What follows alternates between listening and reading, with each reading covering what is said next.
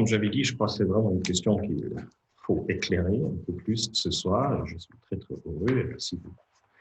On a 4 intervenants pour cette question de ce soir. On a Louise Amtsberg, qui est députée des Verts allemands et qui est, elle aussi, la responsable pour des questions des réfugiés, porte-parole sur les questions des réfugiés.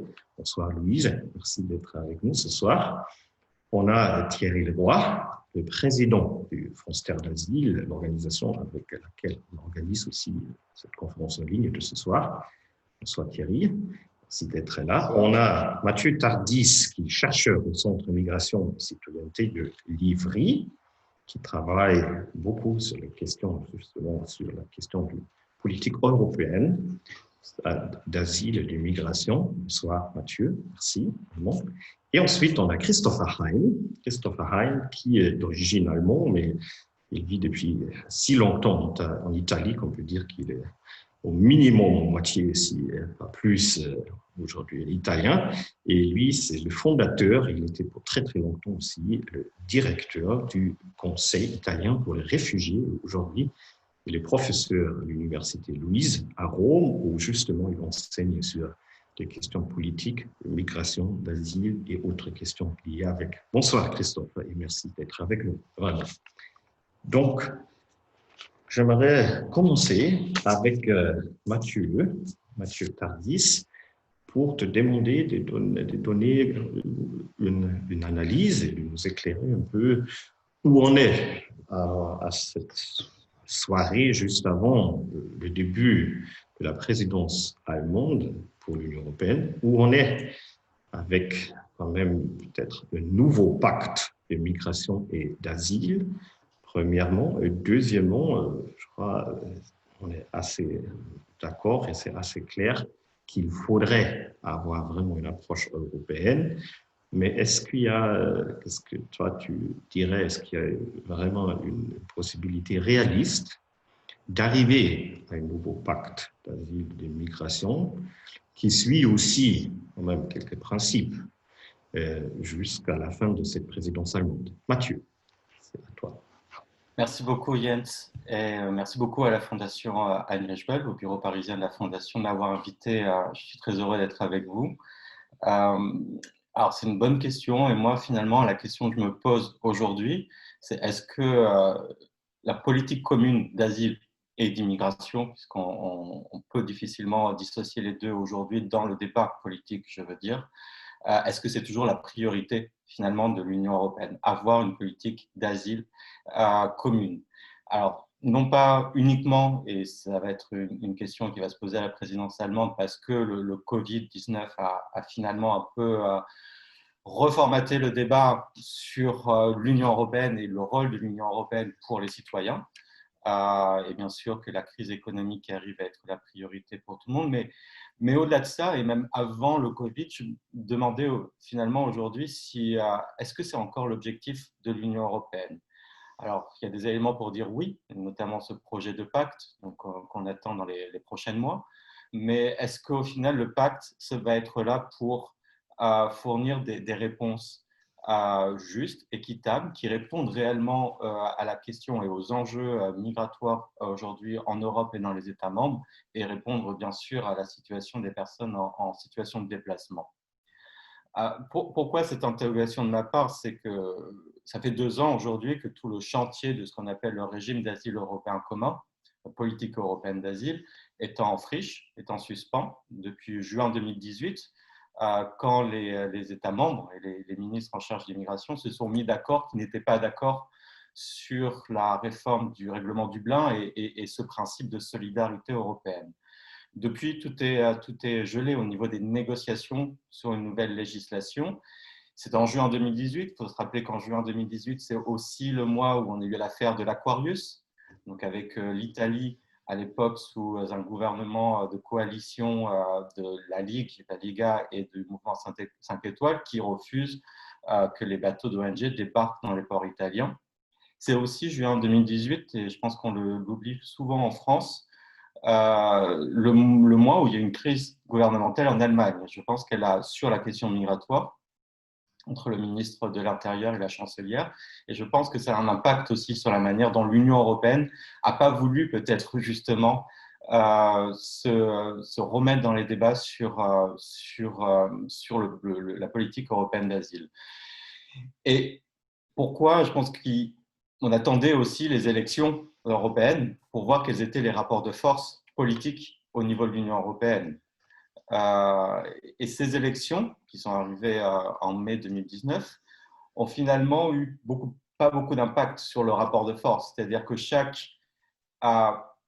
le parti majoritaire dans chaque État membre, à part quelques exceptions, ont plus ou moins gagné ces élections-là. Il n'y a pas eu une majorité claire au niveau du Parlement européen. Il y a la question environnementale, finalement, a fait beaucoup plus débat que la question migratoire, pour des raisons qui sont totalement légitimes.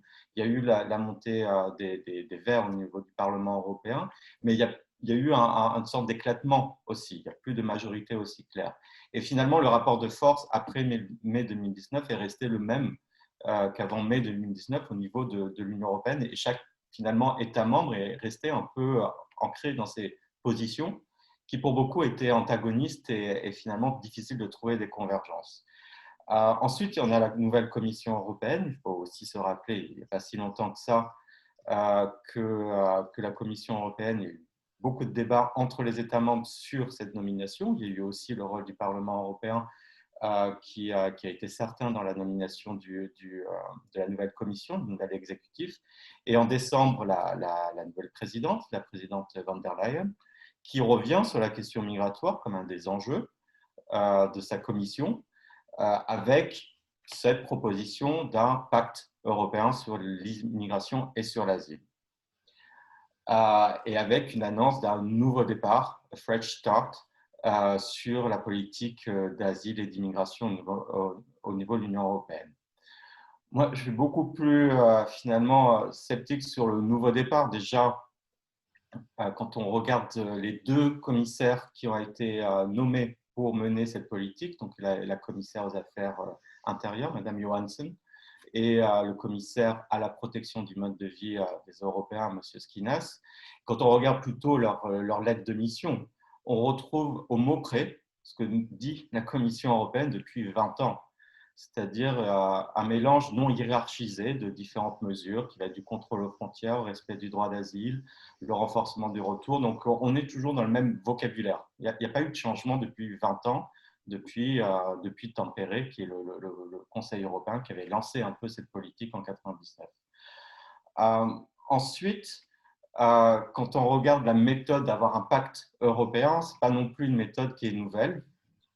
Finalement, on a déjà eu ces programmes quinquennaux en 1999, en 2004, là et ensuite Stockholm, qui devait fournir un peu ce programme d'une commission, d'une législature, d'une mandature sur des questions d'affaires intérieures, dont l'immigration.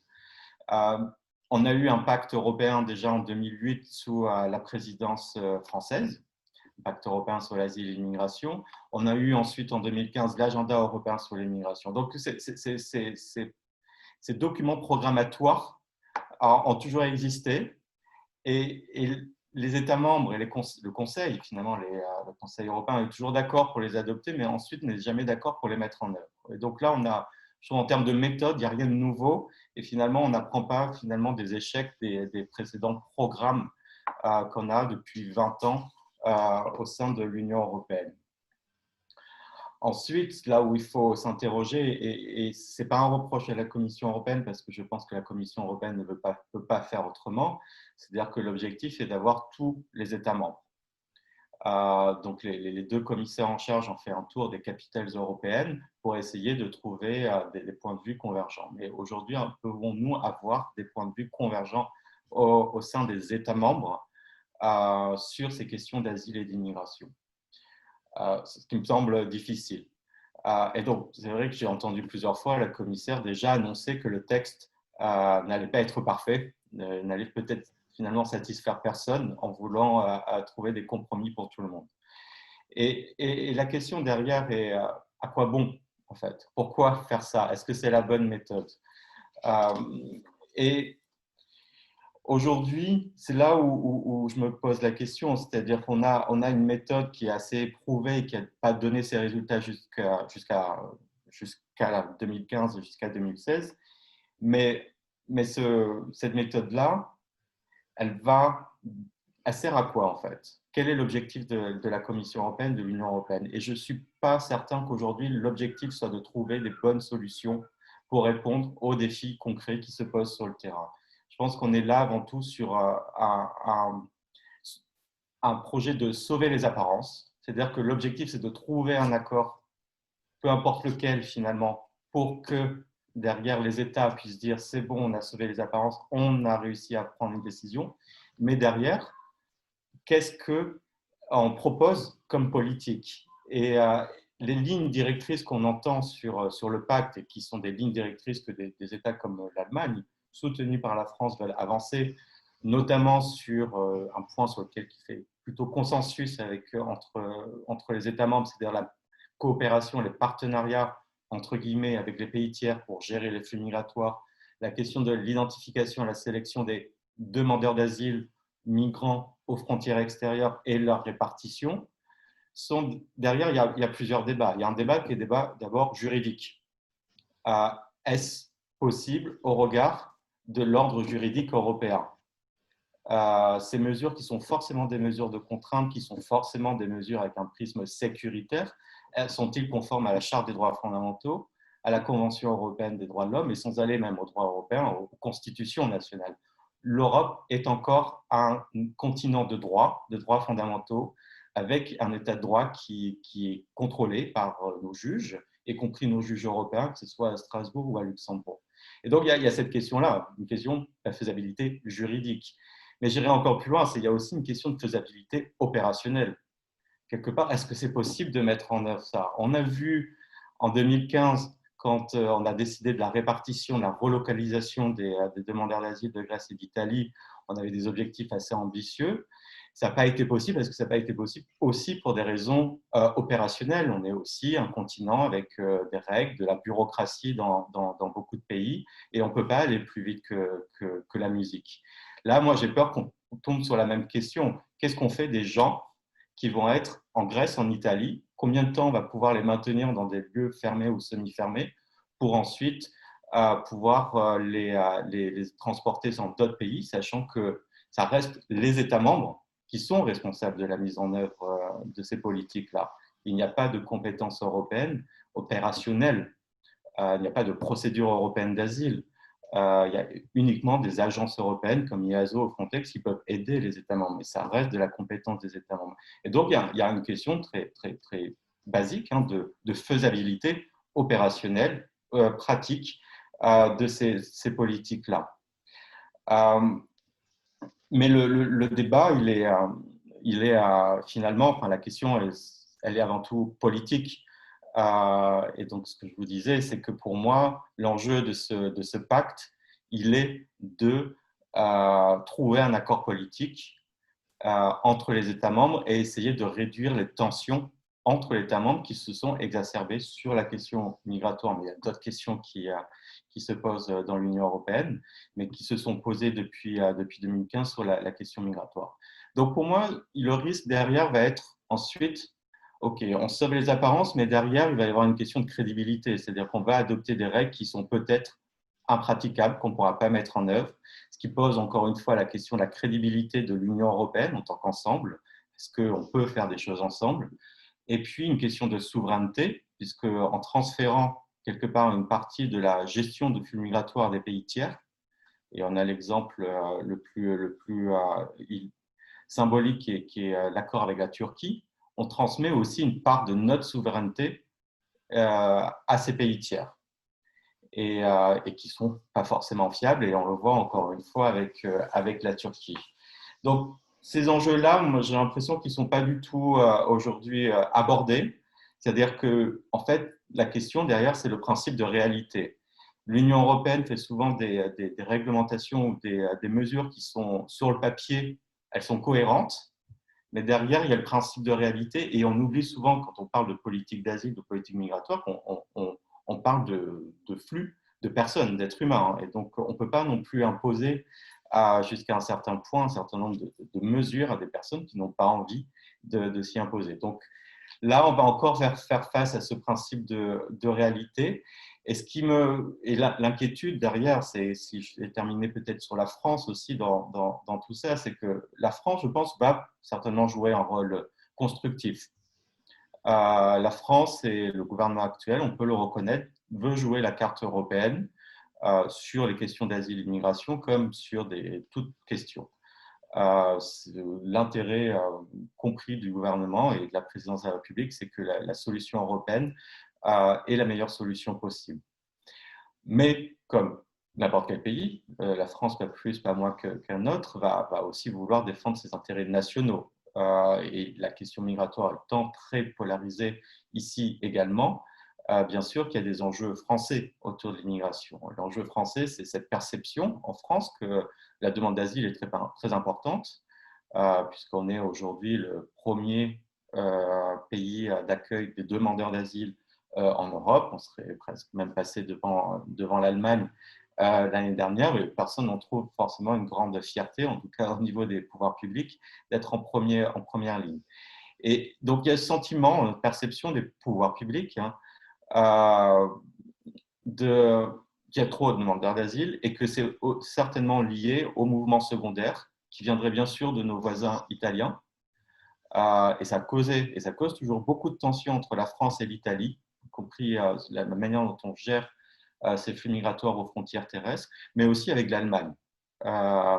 Et donc, il va y avoir un point très important pour la France qui est quelque part de retirer un peu les mesures, ce qu'on appelle les conditions matérielles d'accueil aux demandeurs d'asile qui franchiraient une frontière interne, c'est-à-dire qui ferait un mouvement secondaire. Ça en longtemps, ça faisait partie des propositions de la précédente Commission européenne, mais quel est, encore une fois, le principe de réalité? Il va ressurgir. Les personnes vont être là, elles le sont déjà aujourd'hui en France, elles sont dans nos rues, elles sont dans nos villes. Et de retirer tout droit à ces personnes-là ne va pas les inciter à quitter la France et aller éventuellement demander l'asile en Italie ou au pire en Hongrie. Et là, ensuite, c'est finalement les associations et les collectivités territoriales, les villes pour beaucoup, qui doivent prendre le relais. Et là, ça pose un point sur quelle mesure ces acteurs-là, qui sont aussi importants et qui finalement subissent des décisions politiques nationales et européennes, peuvent davantage être aussi impliqués dans cette prise de décision parce qu'ils vont avoir derrière à gérer ces questions-là. Et sur là-dessus, je laisserai Thierry puis les autres panélistes prendre la parole. Merci beaucoup.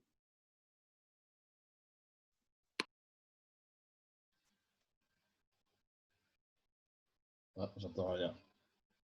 Merci beaucoup à Mathieu pour ce premier aperçu.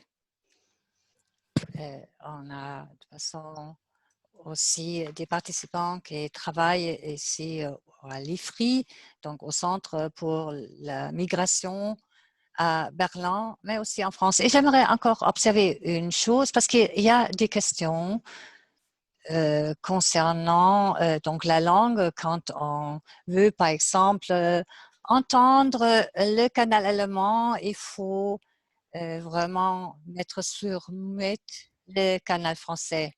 J'aimerais maintenant demander à Louise Amtsberg de prendre la parole. Et donc, Louise, elle est bien connue en Allemagne, donc elle est la députée des Verts allemands au Bundestag, porte-parole sur la question des réfugiés. Et on entend sa voix pas uniquement en Allemagne.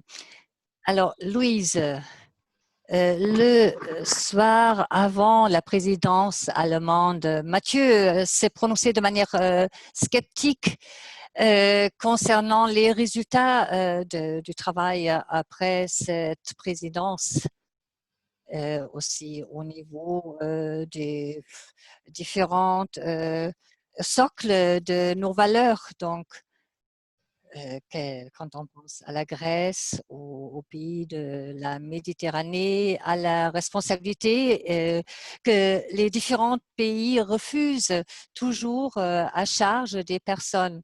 On est ici à Paris, on peut voir en camp de mineurs, de réfugiés mineurs ou de femmes, tout simplement aussi pour éveiller l'attention du public à cette situation.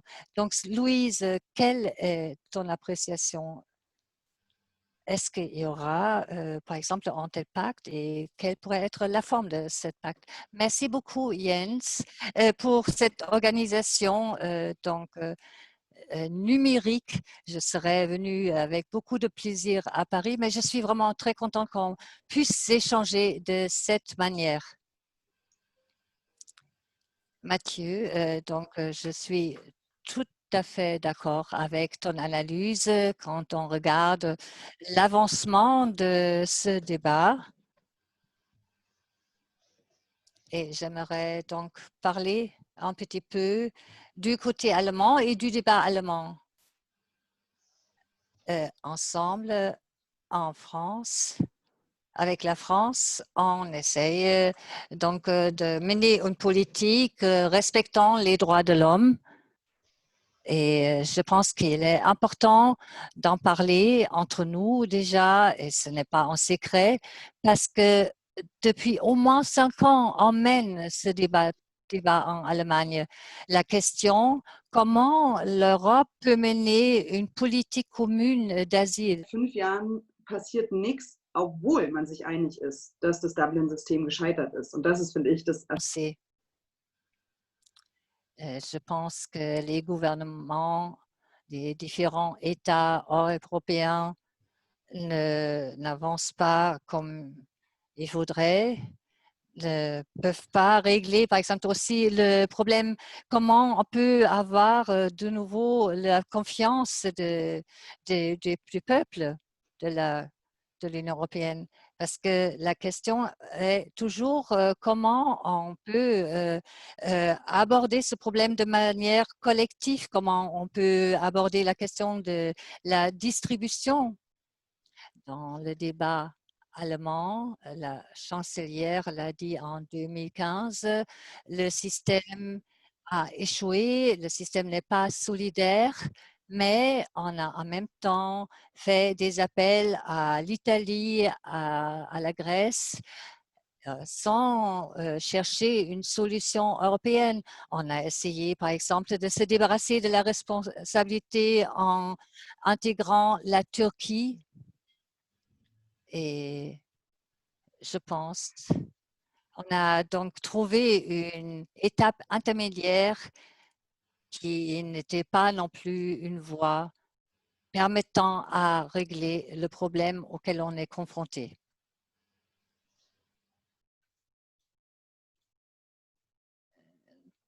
Donc, c'est la base. Nous sommes très heureux que c'est un des points essentiel pour la Commission parce que c'est une des questions ouvertes en Europe. C'est aussi la question pour savoir comment on va réaliser et aborder l'avenir de l'Europe. Même quand on parle des États restrictifs. Ça, ce serait donc la situation. Pour aborder la discussion, dans le cadre de la présidence allemande, il y a des propositions allemandes. La chancelière a donné quelques indices et il y a des projets qu'on peut voir actuellement sont difficiles parce que tout est encore très loin d'une solution européenne. On prévoit par exemple un contrôle externalisé des personnes qui n'ont pas de perspective pour rester ensuite en Europe, des personnes qui viennent de certains pays avec des quotas de protection plus faibles seront donc contrôlées aux frontières extérieures et refoulées.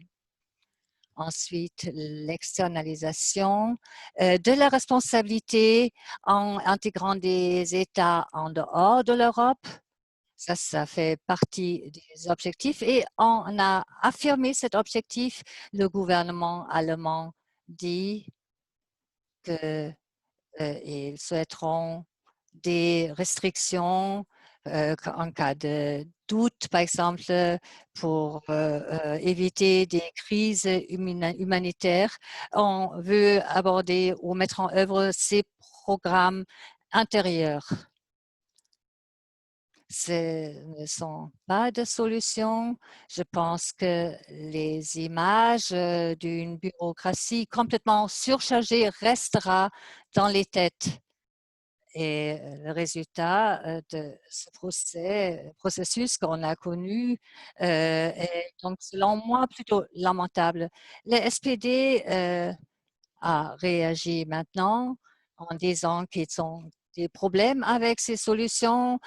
Peut-être il y aura encore des avancées, mais ils sont un peu en retard. On a déjà discuté certaines propositions. Et quand on veut connaître le débat allemand, il faut aussi parler des débats qu'on mène au niveau des Verts. On a énormément réfléchi sur cette question. Comment on peut traiter ce sujet? Tout d'abord, on ne doit pas uniquement parler de la répartition des demandeurs d'asile, mais il faut, par exemple, essayer de préparer les personnes déjà dans leur pays afin d'épargner, par exemple, la traversée de la Méditerranée. Je m'excuse, là, c'était mon petit garçon et j'espère qu'il ne veut pas discuter avec nous, là.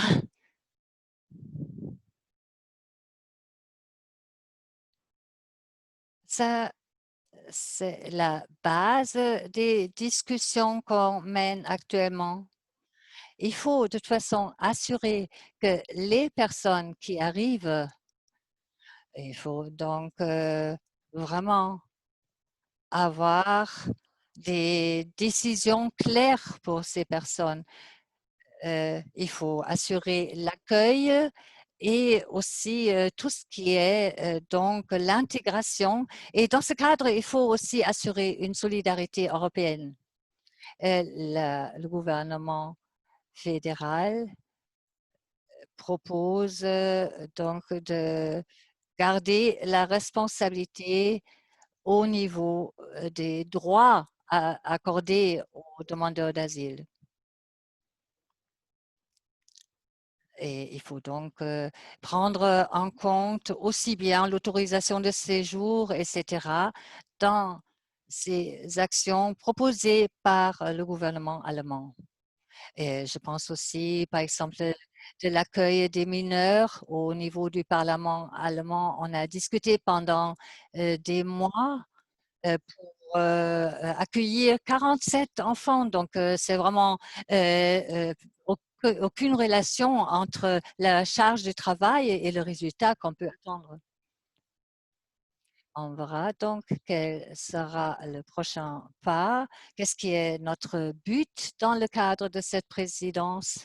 Il faudra discuter aussi des différents rôles pris en charge par les différents États membres. Est-ce qu'on est déjà en mesure de réfléchir, par exemple, sur une coalition intérieure? Il y a un système de droit.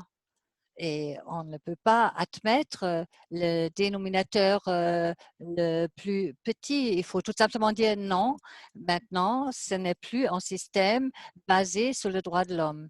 Et je pense que surtout dans le cadre de cet échange franco-allemand, ça m'intéresse énormément. Est-ce qu'il y a déjà un débat et quelle est aussi l'appréciation des autres participants de ce panel? C'est peut-être donc pour introduire un petit peu. Merci beaucoup, Louise. C'était très bien. pour avoir un aperçu de la position allemande, quelles sont les attentes et aussi déjà un petit aperçu aussi de ce qu'on pourrait faire pour trouver une solution supportable, respectant les principes du droit.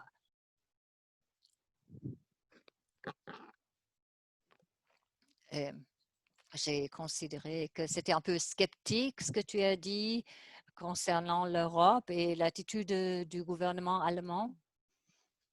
Et j'aimerais connaître maintenant un petit peu la position française. Thierry, est-ce que tu peux donc proposer Thierry Leroy, le président de France Terre d'Asile, la plus grande association très active au niveau des programmes de réfugiés et d'intégration. Nous, ensemble avec France Asile, on a créé un réseau de villes et d'autres, parce qu'on peut toujours observer,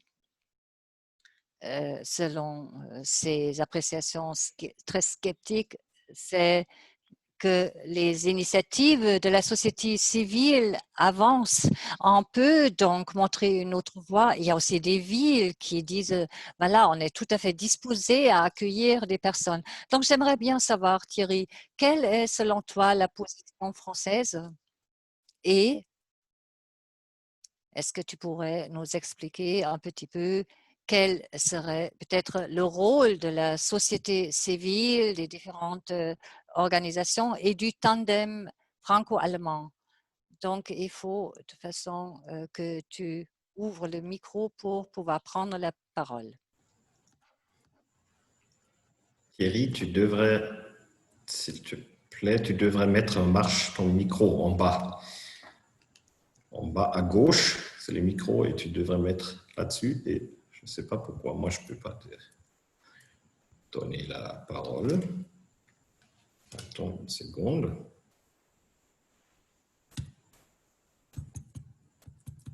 Bon, ça ne marche pas en ce moment, donc on va attendre pour Thierry. Et d'abord, je donne d'abord la parole à Christopher Hein. Et Christopher Hein, qui, on a déjà parlé aussi, c'était déjà mentionné, la situation en Italie. Et justement, la question aussi, depuis des années, c'était aussi mentionné par Mathieu, que depuis des années, c'était vraiment, tout le système était un système de laisser la responsabilité pour la question et de faire avec aux pays qui sont des pays frontaliers. Justement, l'Allemagne a fait ça pour très, très longtemps aussi. Donc, comment est la situation en Italie? Comment c'est vu? Parce que aussi, il y a aussi des développements très intéressants qu'on pourrait observer en Italie, ce qui était un peu déclenché par quand même une sorte de vraiment aussi une sorte de notre sentiment de convivialité ou de sentiment de vivre ensemble pendant la pandémie en Italie, qui a aussi déclenché toute une initiative pour aussi légaliser de son papier. Donc, comment est la situation en Italie et qu'est-ce que tu dis, qu'est-ce que tu attends aussi d'une politique européenne, du point de vue d'Italien, qui pourrait aussi être quelque chose qui est vraiment soutenu et qui pourrait aussi changer peut-être un peu quelques perceptions d'Italie sur la question.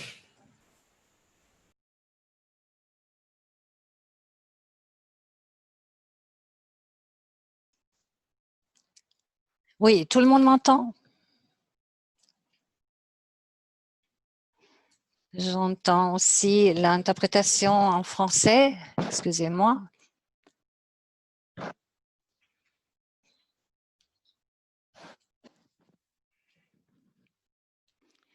Ça a bien marché jusqu'à maintenant. Maintenant, ça marche, je crois.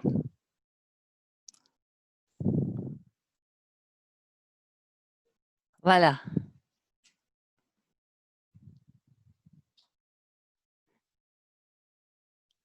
Depuis que j'ai allumé mon micro, j'ai ce petit problème. C'est vraiment un défi, donc, ces conférences bilingues. Tout en bas, là où on trouve les langues, le globe, donc il faut choisir le canal allemand et ensuite, notre Thierry est, je crois, prêt aussi.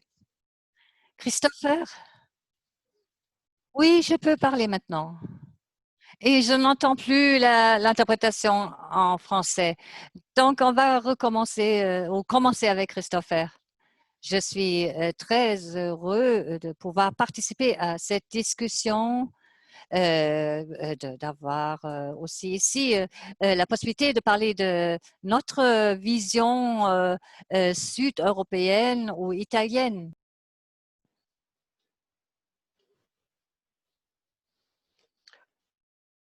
Et on peut dire ici que j'ai encore reçu aujourd'hui la question des chiffres, Sandamento Marittimo, donc qui nous dit que depuis, enfin pendant la crise de Corona, 1800, plus de 1800 êtres, 1800 personnes ont été sauvées, notamment autour des îles Canaries. Donc, bien sûr, on sait que l'Espagne va fermer ses ports je n- et ne va pas fermer ses ports, mais on ne sait pas dans quelle mesure, en fait, cela va continuer. Donc, 2006, rappelez-vous, on avait donc toute l'attention qui était monopolisée par cette traversée de l'Afrique vers les îles Canaries. Et donc, qu'est-ce que l'Espagne a fait? Ben, ils ont fait des accords avec la Mauritanie, avec le Maroc, etc. Et donc, eh bien, cela a provoqué tout simplement que tout ce flux migratoire est passé par la Libye via l'Italie. Donc tout ce débat, il ne faut pas oublier que la une politique européenne, une approche européenne de l'asile et de la migration, c'est une question de nécessité afin, afin d'éviter de devoir accueillir et de devoir se refiler, se refourguer en fait tout ce flux de migrants et ce qui s'est passé en fait en Italie et en Grèce. Les attentes de l'Italie en termes de présidence européenne à l'Allemagne et euh, il faut dire que la question n'est plus sur le devant de la scène comme cela a été le cas il y a encore quelque temps. Hein. Euh, donc, on est dans la première phase de déconfinement. Donc, actuellement, toute l'attention est concentrée sur les effets et les conséquences sociales, économiques, etc., et sur le pays, sur l'industrie, sur mêmes les familles, sur le citoyen, en fait, et non pas sur la politique de migration. Dans cette situation, on a eu un progrès au niveau du gouvernement italien, donc c'est très étonnant. Donc on a de nouvelles opérations de régularisation des sans-papiers, donc de migrants qui sont présents sur le sol italien de manière irrégulière, mais quand même d'une manière extrêmement confidentielle. Et donc, après 15 jours, on compte donc juste un faible nombre de 32 000 demandes. On s'attendait en fait à plus de 230 000. Mais tous ceux qui sont vraiment concernés, mais qui sont présents sur le sol italien, qui travaillent de manière illégale, et bien ce nombre-là est estimé à 600 000. Et donc, on a eu un mouvement extrêmement étonnant et rapide de la société civile, de centaines d'experts, de travailleurs sociaux, de professeurs, de juristes, d'avocats qui se sont rejoints afin de faire du travail de lobbying auprès du Parlement Mais donc, ça, c'est vraiment une question italienne. On sait que la légalisation est également une question qui n'est pas, en fait, considérée positivement par la Commission européenne, ni par l'Allemagne, ni par les autres gouvernements européens. Et donc, on a très peur que si on fait un premier pas positif, eh bien, ça va faire comme un effet d'aspiration. Hein, et donc, ça va provoquer encore plus de migrants en Italie et en Grèce. Mais quand on regarde le papier allemand, Louise, il faut dire, moi, je connais le papier de février, euh, le papier concept, en fait, du gouvernement fédéral.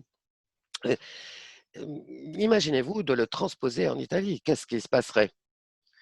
L'Italie serait obligée de s'encapsuler, en fait, de fermer ses frontières et afin de ne plus laisser rentrer aucune personne. Parce que s'il arrive s'il se vérifie ce qui est écrit dans ce papier, eh bien, l'État italien ou l'État accueillant prendrait la responsabilité totale et entière du retour, en fait, de ces migrants. Et donc, ça signifierait, si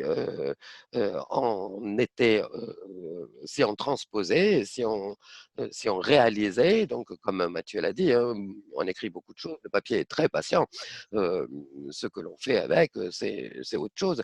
Mais si les attentes d'Italie par rapport à Dublin, c'est vraiment d'adopter une autre orientation. Moi aussi, j'étais très naïf.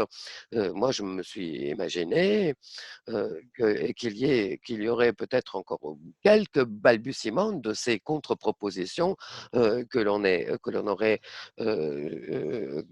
l'accord qu'on aurait conclu en 2017, que ça rentrerait, ça serait intégré dans le nouveau papier. Mais non, ça ne joue aucun rôle.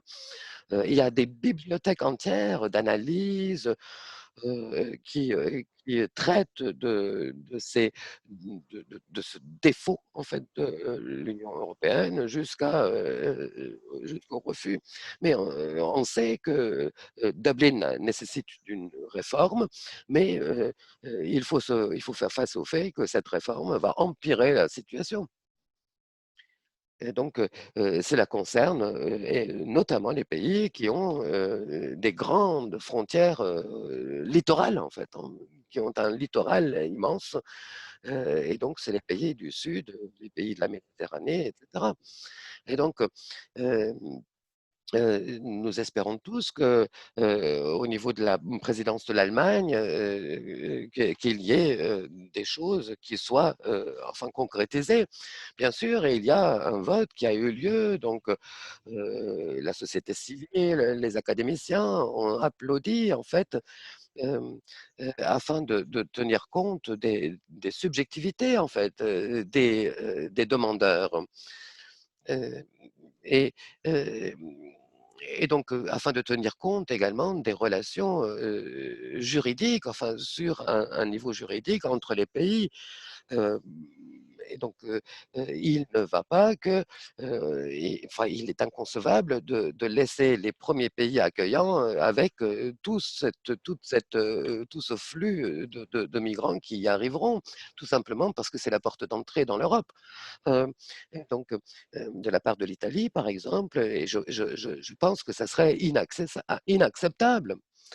On parle toujours de l'opposition de certains États. Bien sûr, je m'attends à des oppositions, bien évidemment. Euh, donc, tous ces États qui insistent d'avoir une clé de répartition de ces migrants. Mais il faut tenir compte du fait que la faisabilité est loin d'être garantie sans que tous les États membres s'y impliquent. Et donc, enfin, ou que les États qui ne veulent pas y participer ben, contribuent d'une manière financière à leur manquement, sans pouvoir, afin de ne pas les obliger en fait de participer à cette répartition. Un deuxième point, donc au niveau de Dublin, j'aimerais bien mettre en exergue et dont on ne parle que peu, et qui n'est pas non plus directement et expressément cité dans le texte, c'est la relation avec les pays tiers. Les relations avec les pays tiers, et donc je pense que ça, c'est un sujet extrêmement important pour la présidence allemande quand on va parler des finances. Hein, selon les idées de la Commission, on a prévu 90 milliards d'euros pour une coopération économique, donc, et dont 9 milliards pour des mesures ayant trait à la migration. Ça, c'est beaucoup d'argent. Mais comment on va définir en fait la destination de cet argent, hein? Donc, des 90 milliards donc, et 34 milliards pour les pays subsahariens. Et donc, là, je pense aussi, comme pays tiers, à la Libye. Et donc, il faut dire que tout cet argent qui est mis à disposition, non seulement par l'Italie, mais également par la Commission, on a complètement exclu et complètement éludé que la Libye n'est pas en état de recevoir. C'est-à-dire on va distribuer l'argent, mais on ne va pas pouvoir exiger. On ne peut exiger ou on ne va exiger que quand on va envoyer les gens retour à la case départ dans les pays. Et donc, le code visa, le codex visa de Schengen, si tu ne joues pas selon nos règles dans le réaccueillement ou l'accueillement du retour de tes citoyens, eh bien, tu vas avoir affaire à des pénalités d'aide au développement, par exemple. Donc là, il faut agir positivement. Il ne faut pas confondre les droits de l'homme et les conséquences de ce que l'on fait et l'économie, hein, des questions économiques. Donc, les conditions des 90 milliards, en fait, il faudrait pouvoir exiger de la part des pays tiers de, de faire des réformes qui ont trait au respect et à l'amélioration du respect des droits de l'homme. Et je pense que c'est une condition sine qua non et ça devrait l'être en fait, hein, parce que ça devrait guider et diriger les relations qu'entretient la communauté européenne avec les pays tiers. Et donc, ça devrait être aussi dans l'intérêt allemand, eh bien, de pousser dans ce sens afin de pouvoir, eh bien, euh, euh, forcer, en fait, par exemple en Libye, si tu n'arrêtes pas de torturer les migrants, si tu n'arrêtes pas d'exploiter les migrants, eh bien, si tu ne réformes pas ton propre État pourra enfin arriver à un état de droit, eh bien, dans ces cas-là, tu auras affaire à des pénalités.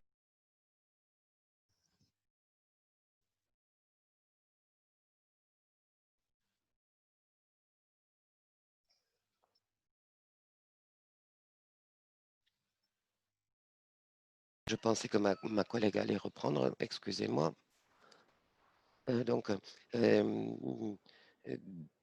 Donc, Thierry, peut-être pourra prendre la parole afin d'ajouter sa contribution. Et donc, il y a déjà certaines questions qui sont donc dans la rubrique questions et réponses au milieu de notre barre de menu en bas, ou alors vous pouvez poser les questions dans le chat.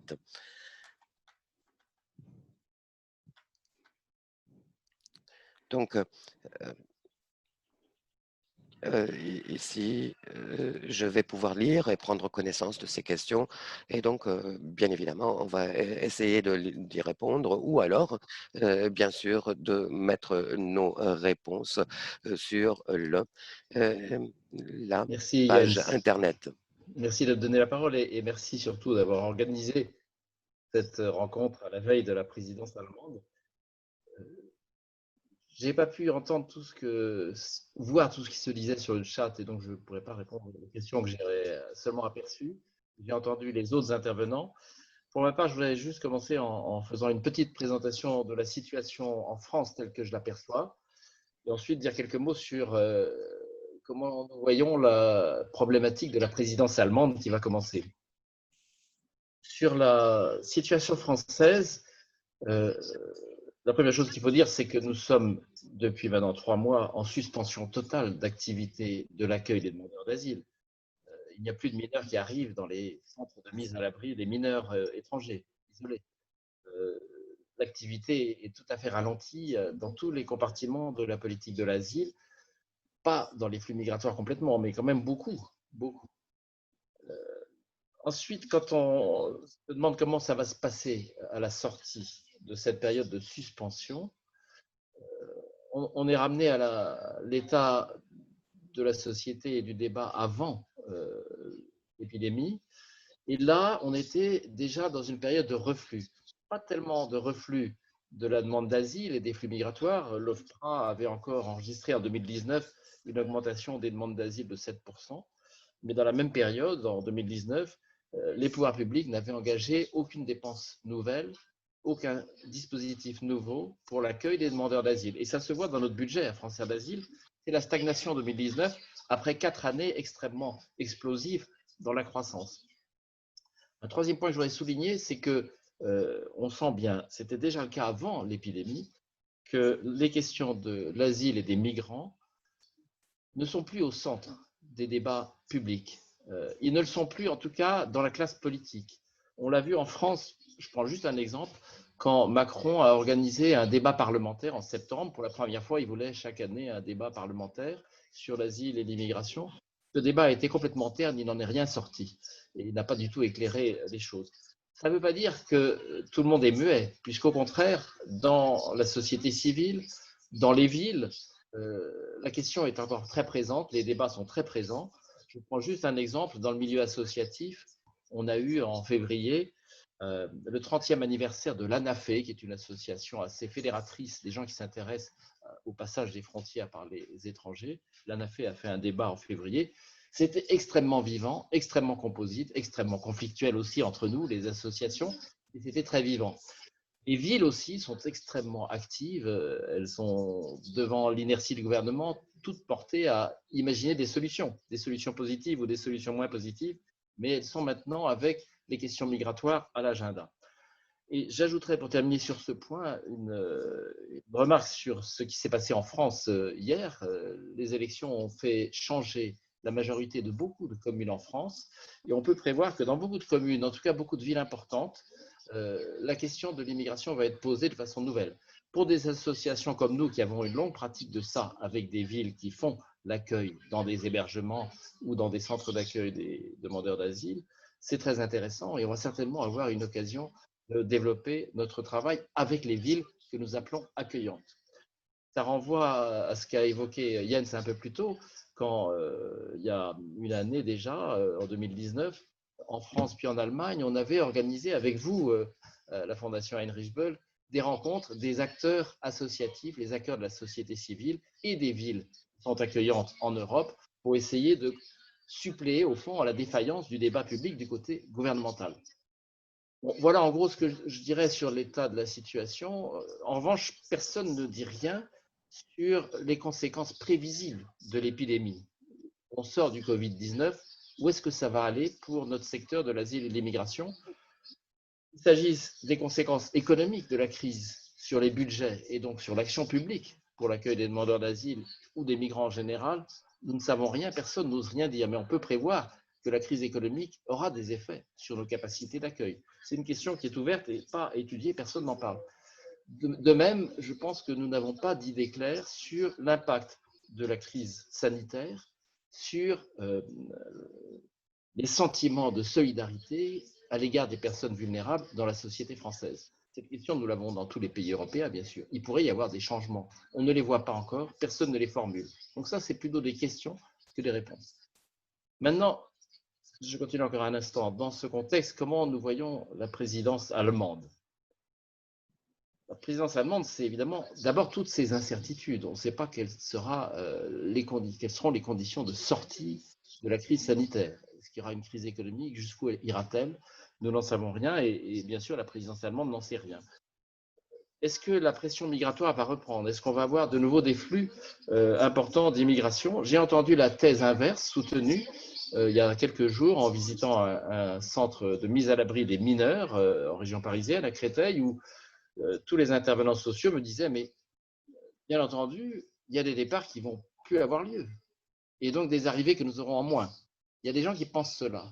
Nous, on pense plutôt le contraire. On pense que les choses vont revenir parce qu'il y a une pression qui s'est constituée aux frontières. On sait les situations en Grèce, aux frontières grecques, on sait la situation en Libye, on sait la situation en Espagne. Et donc, nous pensons quand même que les choses vont revenir et revenir assez vite, peut-être assez fort. Mais il y a des thèses inverses. Ce n'est pas facile pour la présidence allemande de faire des plans sur ces bases-là.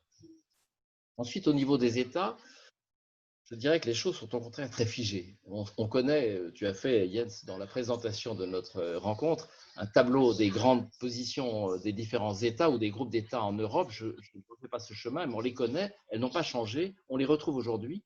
Les États sont simplement un peu plus arc-boutés sur leurs frontières, mais les positions par rapport à la solidarité entre États européens ou la solidarité à l'égard des migrants, elles restent à peu près la même dans les différents États que celles qu'on avait l'année dernière.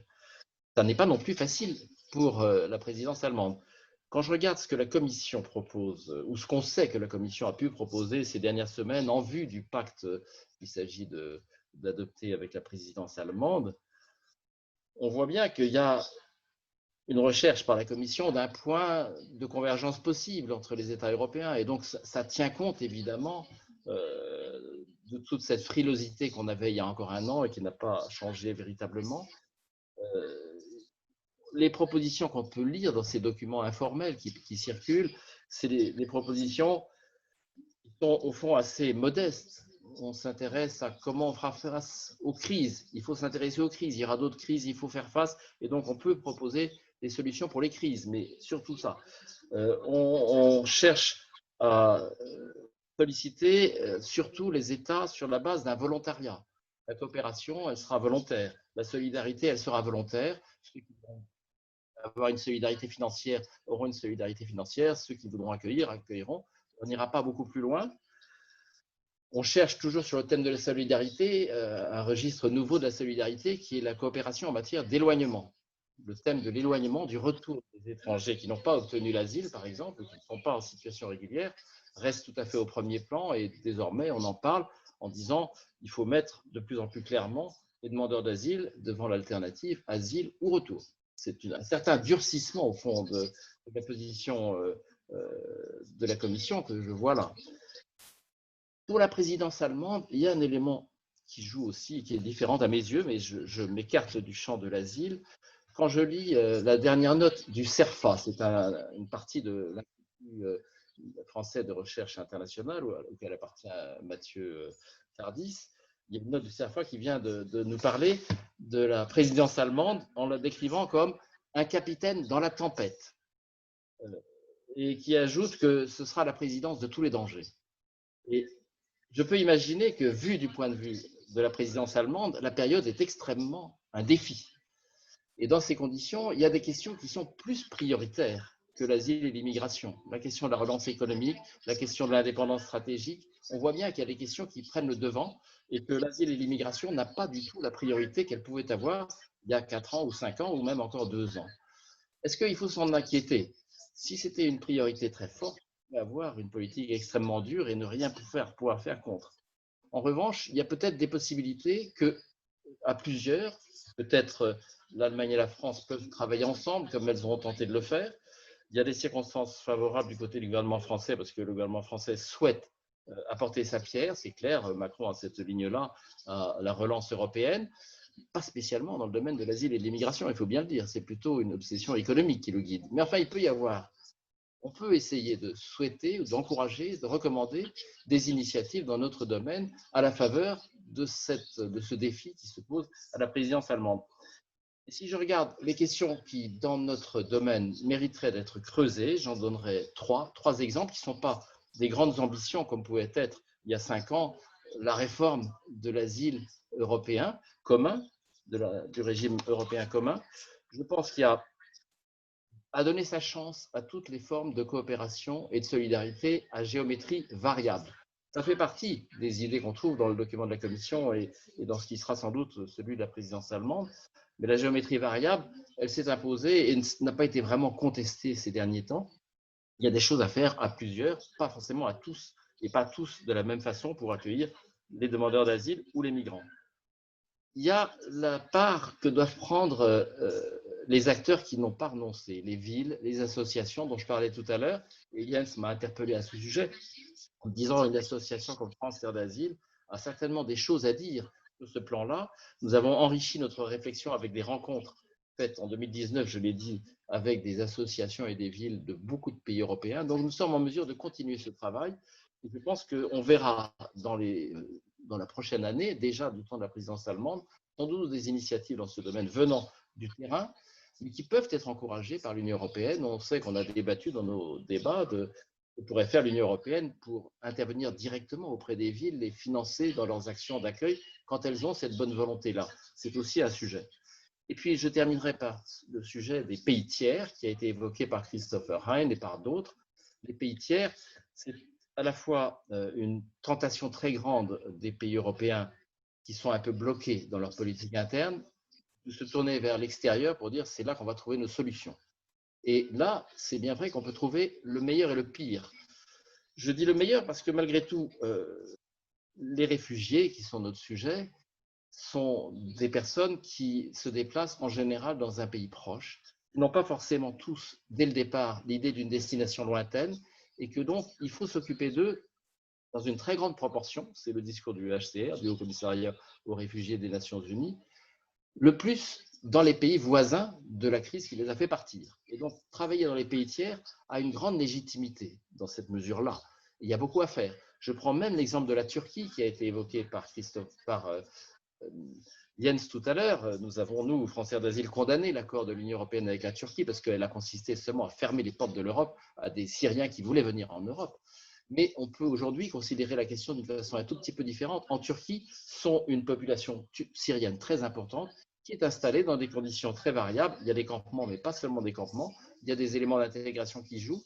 Et c'est une raison pour s'intéresser à la manière dont la Turquie fait face à cet accueil de demandeurs d'asile ou de réfugiés, disons tout simplement, venant de la Syrie ou de pays de la région. Il ne faut pas simplement condamner l'accord de 16, il ne faut pas le refaire, mais il y a peut-être des coopérations qui ont du sens à mener avec des pays tiers dans cette mesure-là. Et ce que je dis pour la Turquie, il vaut aussi pour d'autres pays comme la Tunisie ou d'autres. Donc je pense que c'est un sujet intéressant. Je crois que Christopher Hein a dit ça. Avec les pays tiers, on peut faire des choses très positives. On peut aussi faire des choses qui sont très négatives. Même l'Allemagne, je me souviens, quand elle allait en Tunisie rechercher à financer une politique tunisienne accueillante à l'égard des retours de migrants éloignés d'Allemagne, ça nous choquait en France. Mais on peut faire autre chose. Il n'y a pas que ça qu'on peut faire dans ces pays. Donc je voudrais finir par là. Je pense qu'on aura une grande actualité du débat sur l'action européenne en direction des pays tiers, que ça recouvre des choses extrêmement variées, et que notre effort collectif, nous qui essayons de réfléchir à ce que peut être une politique européenne en matière d'asile, c'est de savoir choisir entre ce qui est bien et ce qui n'est pas bien à faire dans ces pays-là. Merci pour votre attention. Merci Thierry, vraiment. Je trouve qu'il y a aussi un point qui me semble vraiment important, ce qui était dit, c'est justement la question des prioritaires et des priorités. Est-ce que c'est vraiment une question prioritaire pour la présidence allemande? Là, je crois que ça va être très, très important que justement les acteurs de la société civile, villes et autres, ont essayé de quand même mettre une pression sur la présidence et mettre une pression aussi pour que cette question devienne plus prioritaire qu'elle est en ce moment. Oui, moi j'aimerais maintenant revenir sur des questions. Je vois déjà pas mal de questions, je ne vois pas encore des mains levées, donc je vais revenir sur les questions qui sont posées sur le Q&A et j'aimerais maintenant reprendre toutes ces questions et j'aimerais aussi vous demander les panélistes de bien noter les questions ou de regarder vous-même aussi dans les Q&A. Et je vais commencer avec les questions qui sont en français et ensuite je vais un peu aller justement sur les questions qui sont posées en allemand. Peut-être la première question que je vois là, c'est de Lili Oelska. Comment présentez-vous l'approche future de la Commission dans la politique migratoire envers le Visegrad depuis les derniers jugements de la Cour européenne, vu l'effort de Mme von der Leyen d'établir avec une coalition de status quo, l'Allemagne est-elle vraiment l'acteur qui va inciter un changement? Qui dans la société civile en coalition avec des partis est dans la position d'allévier la pression sur le gouvernement et avec quelle stratégie concrète? C'est juste une question qui va aussi dans le sens que moi j'avais mentionné. Puis il y a une autre remarque, question, quelqu'un qui veut rester anonyme, qui dit qu'il n'y a aucun des pays européens qui respectent vraiment les droits d'asile. Qu'est-ce que vous pensez de ça? Puis il y a une question de Agnès Buffel. Monsieur Tardis, pourrait-il expliquer en quoi il peut y avoir un transfert de souveraineté aux pays tiers, la Turquie par exemple, quand il y a des accords entre l'Union européenne et les pays tiers d'origine pour réguler les flux migratoires vers l'Union européenne? Puis il y a plutôt aussi encore de la même personne, Agnès Rebuffel, une sorte de commentaire. Il s'agit d'un commentaire concernant l'octroi des conditions d'accueil. Les dispositions prévues dans la modification de la directive accueil ne concernent que le fait que les droits en la matière soient attribués uniquement par l'État membre responsable de la demande d'asile. Il n'est pas question de priver les demandeurs de ces droits, ce qui serait contraire à la charte des droits fondamentaux qui est constamment prise en compte et à laquelle il est toujours fait référence dans les textes sur l'asile. Bon, il me semble qu'on avait déjà un peu aussi répondre à ça de façon que justement, c'est la question que ça va rester vraiment la compétence des États, mais quand même, je vais poser cette question. Puis, il y a une question de Denis. Bonjour, le sujet d'un parcours de santé des demandeurs d'asile est-il évoqué dans les pactes européens? Donc, ça, c'est une question qui me semble aussi très, très importante, vu la pandémie et que c'est surtout aussi des réfugiés et des migrants qui sont touchés en plus par cette question. Et ce coronavirus, bilan et accès aux soins primaires de base à l'arrivée dans ce pays. Merci. Puis il y a une question de Patrick Rothkegel. À quel projet M. Hein fait-il allusion quand il parle des risques d'aspiration vers l'Italie? Et aussi la question de Barbara Costa, une question de M. Hein. Quelques informations en plus sur les papiers allemands. De quoi s'agit-il? Il y a aussi une sorte de remarque. La solidarité européenne de Arnaud Levallet, de tous les États, apparaît-elle la seule solution pérenne? Pensez-vous que la problématique des arrivées de migrants conduira inévitablement à obliger les États réfractaires à accueillir leurs quotas? Attendez juste une seconde, je vais juste changer en...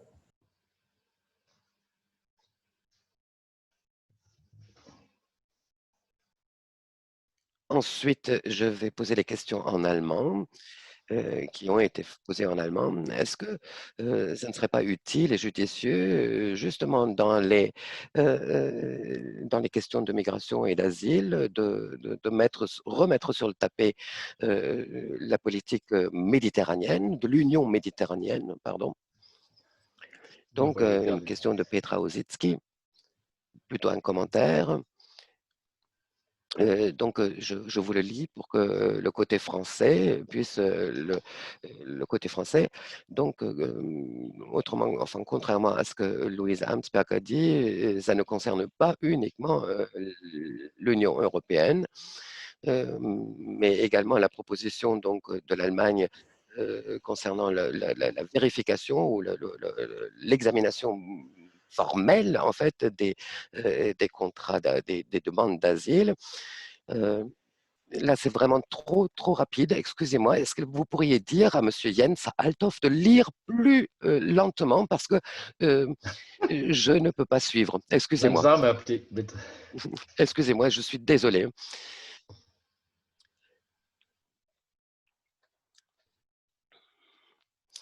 Je vais vous la traduire après quand je l'aurai lu, parce que je n'ai pas le texte devant. Excusez-moi, je suis vraiment désolé, hein.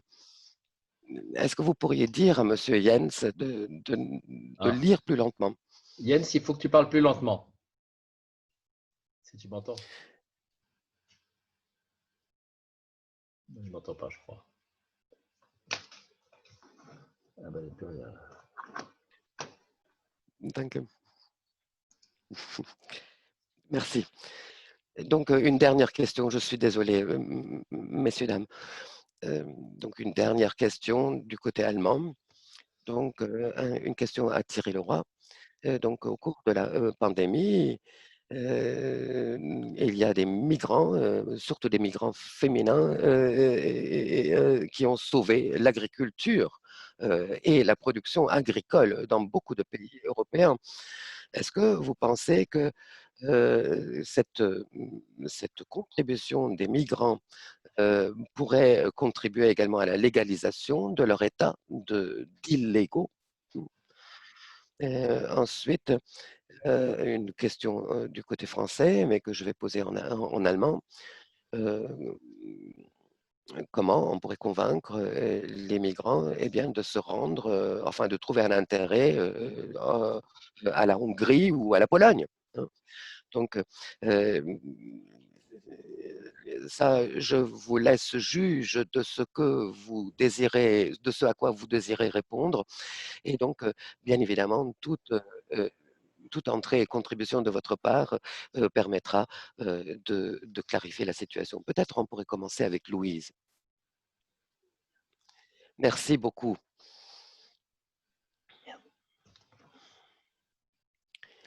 Donc, pour moi aussi, c'était un petit peu rapide. Je vais commencer tout simplement.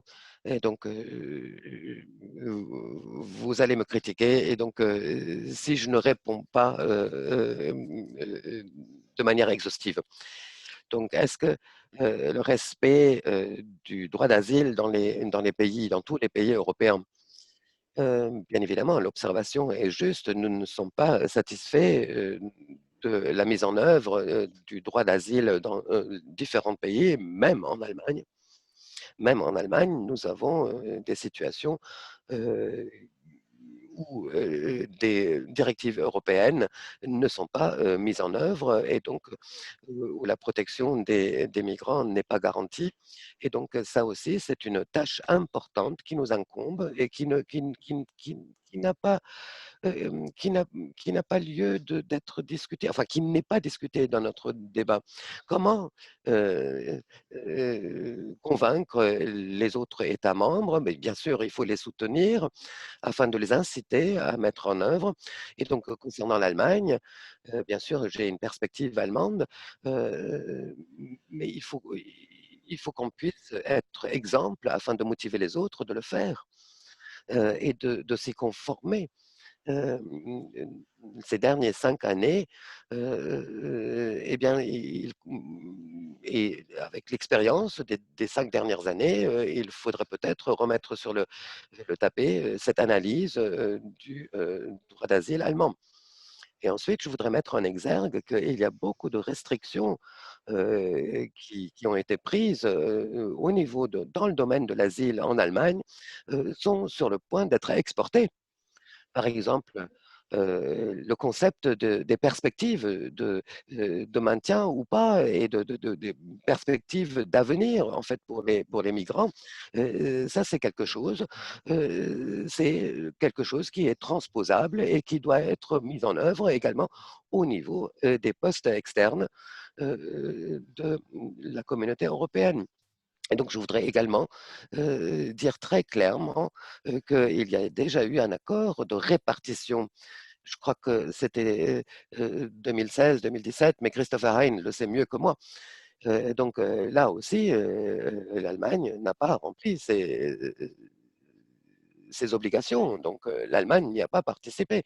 Et donc, ça veut dire tout simplement si on en est à piquer les raisins du gâteau et donc laisser libre choix à chacun tout un de décider de combien il va contribuer, et donc on ne va jamais réussir à obtenir un système commun ou une position commune. Donc, en ce qui concerne l'Union méditerranéenne, je ne suis pas experte dans le domaine, hein, vous me pardonnerez. Donc, la coalition des bonnes volontés, par exemple, ou la promesse de tenir compte en fait de cette situation exceptionnelle ou spéciale des États donc autour de la Méditerranée, qui sont les premiers concernés. Sans être une union des pays de la Méditerranée, ça pourrait être une coalition entre eh bien, les États concernés, l'Italie, l'Espagne, etc. Donc, j'avais également noté une autre question qui était concrètement adressée à moi. Donc, quel est notre domaine d'action, en fait? Euh, euh, je, ne pense, je ne veux pas dire que ça soit vraiment le problème prioritaire. Et je ne pense pas que ce soit le problème central, que et la question de la répartition ne serait pas soluble. Je pense et je suis convaincu que c'est solutionnable. Enfin, on va pouvoir y trouver une solution. Il peut y avoir un très bon système de répartition en Europe si tout simplement on voulait. Mmh.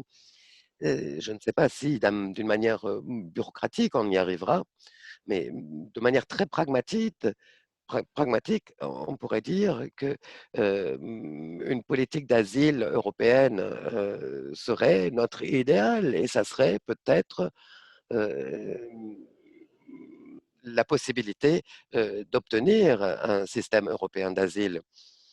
Mais je suis convaincu également que la question qui peut accéder à l'Europe, c'est tellement lié aux questions nationales et aux intérêts nationaux que, en fait, je pense que c'est utopique de croire que cette idée sera couronnée de réalisation.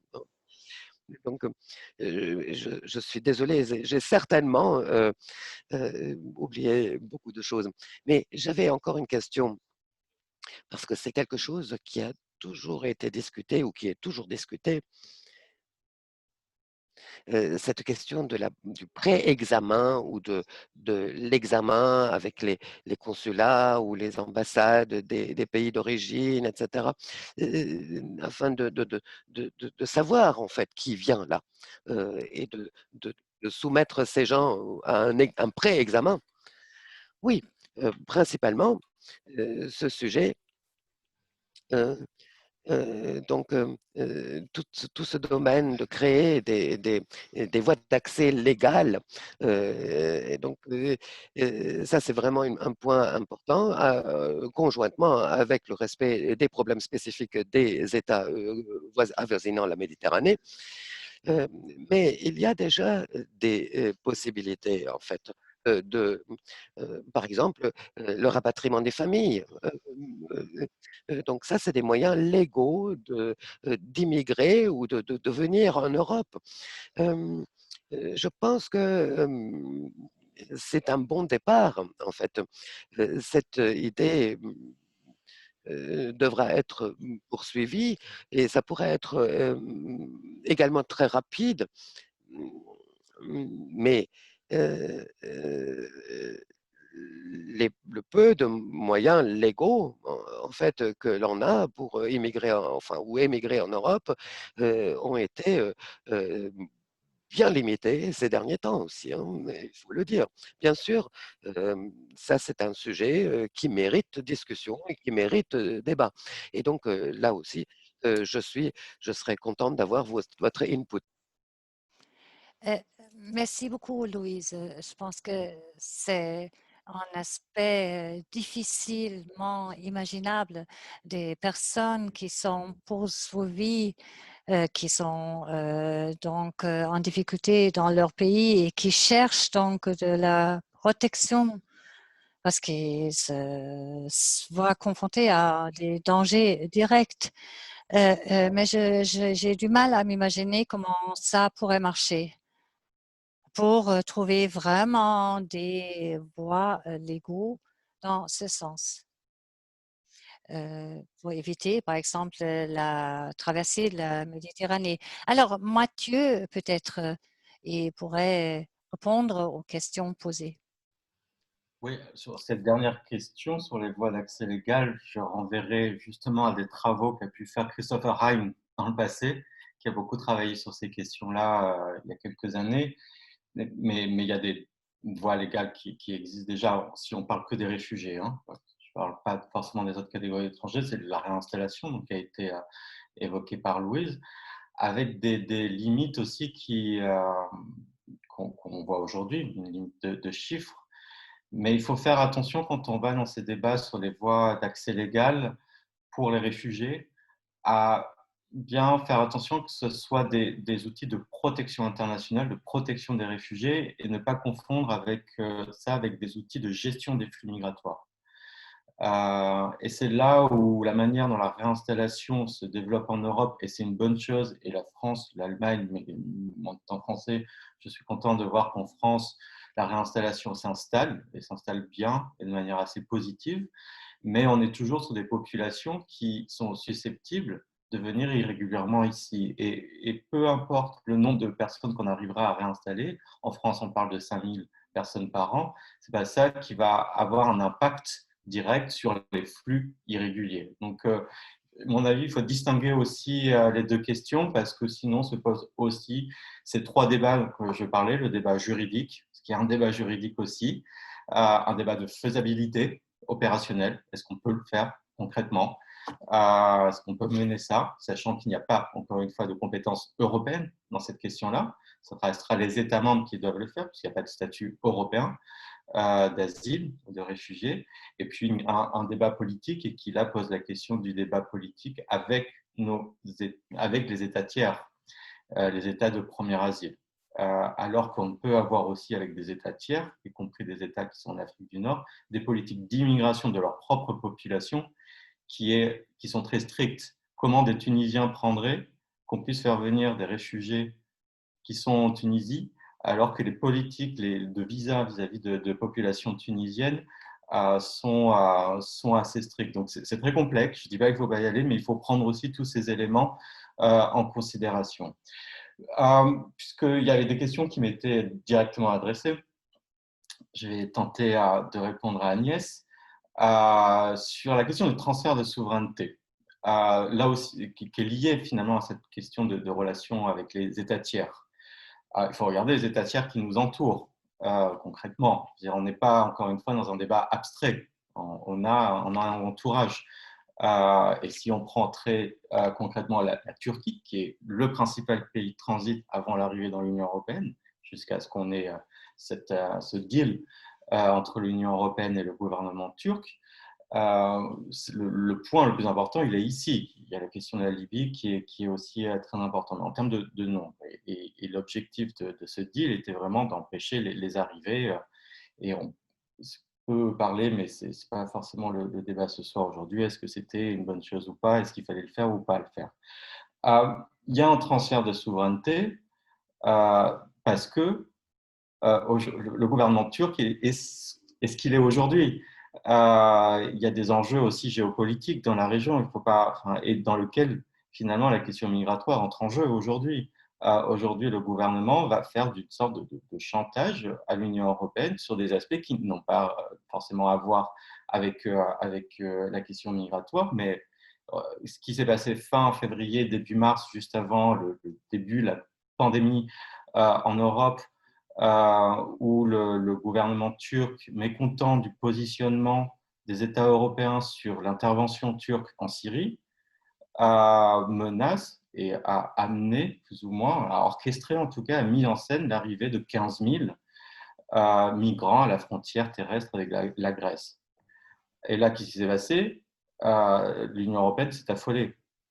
Et il y a eu le gouvernement grec qui a changé récemment et donc a des positions beaucoup plus dures sur la question de l'accueil, a suspendu le droit d'asile, purement, a envoyé l'armée et la police à la frontière et l'ensemble des responsables politiques européens, y compris Emmanuel Macron, y compris la présidente de la Commission européenne, ont clairement dit que la priorité était la protection des frontières. On parle de 15 000 migrants qui ont été, dont l'arrivée à la frontière a été orchestrée. Donc c'est là où je dis qu'il y a une perte de souveraineté, c'est-à-dire qu'aujourd'hui, on n'est plus en mesure, par peur de l'immigration, d'avoir un avis sur les questions de politique étrangère. C'est-à-dire ça prend le pas sur nos positions en tant qu'Européens d'un pays qui est un pays partenaire. Hein, mais là, en l'occurrence, c'est la Turquie. Et on pourrait très bien dire, il y a une question aussi qui se joue avec la Libye. Et puis, ces différences de position franco-italienne sur la Libye. La question migratoire, elle joue là-dedans aussi. Elle est utilisée par ces acteurs. Donc, c'est en ça où je pense qu'on perd aussi cette souveraineté parce qu'on a cette crainte un peu irrationnelle, hein, il faut le dire aussi, de l'immigration. Sur la question des conditions matérielles d'accueil pour des demandeurs d'asile qui iraient d'un pays de l'Union européenne vers, disons, prenons le cas d'Italie, France, la personne arrive en Italie et en France, une des propositions du précédent du paquet asile qui est aujourd'hui encore en suspens, était de pouvoir retirer les conditions matérielles d'accueil. C'est sur un point sur lequel la France insiste beaucoup. Donc, certes, il y a des garanties juridictionnelles, des garanties juridiques avec cette référence à la Charte des droits fondamentaux qui permet d'offrir une garantie. Après, moi, je me rappelle de mes cours de droit, on parlait le droit doit être effectif.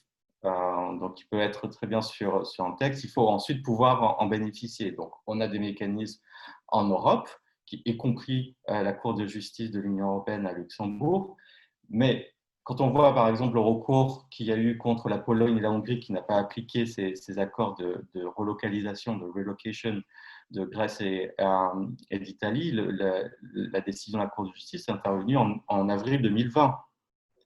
Donc disons qu'il y a 3-4 ans, qu'il faut attendre 3-4 ans pour que la Cour de justice prenne une décision. Qu'est-ce qui se passe entre-temps pour les gens qui sont directement concernés?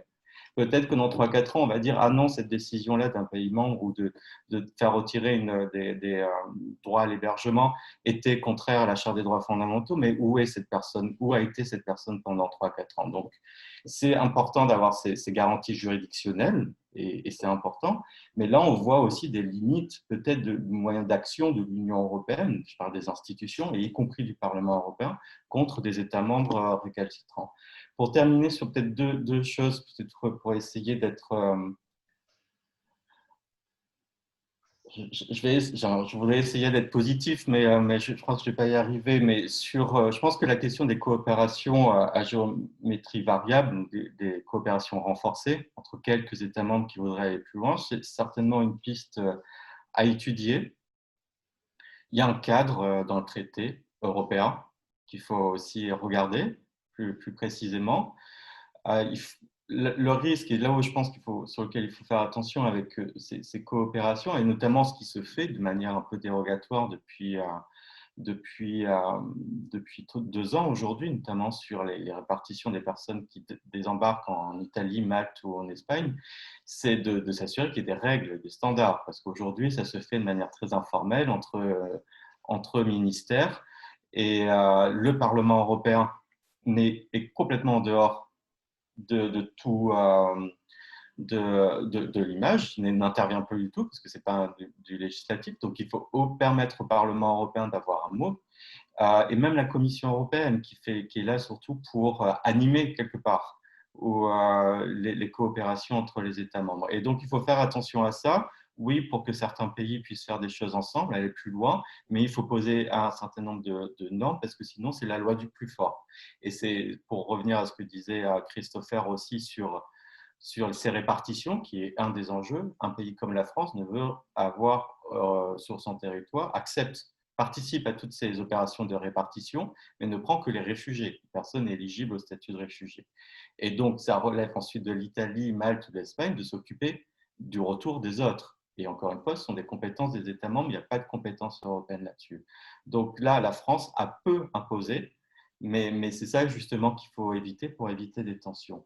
Et pour terminer sur le rôle des associations et des villes, je pense aussi que c'est là où il faut trouver... En fait, la question, c'est avant tout une question de démocratie européenne. Comment fonctionne la démocratie européenne? Et on pourrait certainement voir ça sur comment fonctionne la démocratie française à une échelle plus basse. Je ne pourrais pas me prononcer pour l'Allemagne ou pour d'autres pays, mais c'est comment on inclut d'autres acteurs dans la décision politique. Et là, comment on inclut les collectivités territoriales, les associations, là aussi, pour avoir, avant, quand Christopher était directeur du CHIR, enfin, je pense qu'il y avait beaucoup plus de réunions au niveau de Bruxelles. La question aujourd'hui est devenue tellement politique que c'est uniquement entre les États membres que les choses se décident de plus en plus sur les questions d'asile et d'immigration, encore une fois, en laissant même le co-législateur au niveau européen, qui est le Parlement européen. Oui, merci Mathieu. Oui, on est déjà un peu bientôt à la fin, vraiment, de notre conférence, mais on a quand même quelques questions. Et j'aimerais aussi absolument donner encore la parole à Christophe, où il y a aussi, entre autres, la question sur aussi le papier que tu as cité, duquel tu as parlé. Christophe.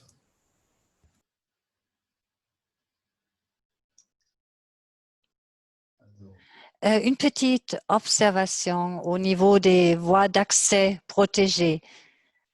Donc, le débat se réfère essentiellement aux possibilités légales d'accès vers les pays de transit ou de premier accueil. Il y a des exceptions, bien sûr. Je pense par exemple à 73, 74. Au Chili, on a pu sauver des milliers de personnes tout simplement parce que les ambassades se sont engagées et ont pris en charge ces personnes pour les transporter par voie aérienne dans des pays sûrs. Donc, concernant les accès, c'est le pays de transit. C'est vraiment un débat très vaste. Louise, quand tu dis que ce n'est pas réaliste, quand on espère d'avoir, par exemple, des traités entre l'Union européenne et des pays tiers, mais je peux constater qu'il y a des évolutions positives dans ce sens. Alors, par exemple, il y avait 5000 places. Aujourd'hui, on a plus que 50 000. On a, par exemple, les visas humanitaires. On a la coopération entre les organisations de la société civile afin de donc établir les visas humanitaires. Et on peut donc constater une évolution. Peut-être on peut organiser un débat qui permettra d'insister sur le fait que c'est la seule alternative afin de limiter le nombre de victimes dans la traversée de la Méditerranée. On a parlé de papier commun entre l'Espagne, Portugal, Italie, Malte.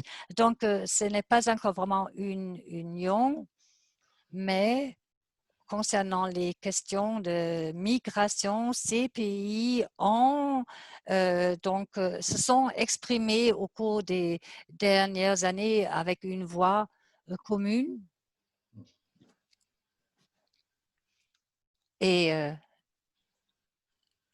Mais si on arrive à créer une union de Méditerranée formalisée à l'intérieur de l'Union européenne, là, je dois dire, je suis un peu sceptique. Je pense que ce serait donc une union avec une multitude de sub-unions. Il y a toujours aussi cette question de la géométrie variable ou des deux vitesses. Et là, je maintiens toujours l'idée de l'Europe. Concernant l'Italie, on a aussi on a parlé du risque d'aspiration. Il y avait une question concernant ce risque d'aspiration et concernant le papier qui prévoit aussi bien au niveau des frontières extérieures qu'intérieures, de créer une procédure d'asile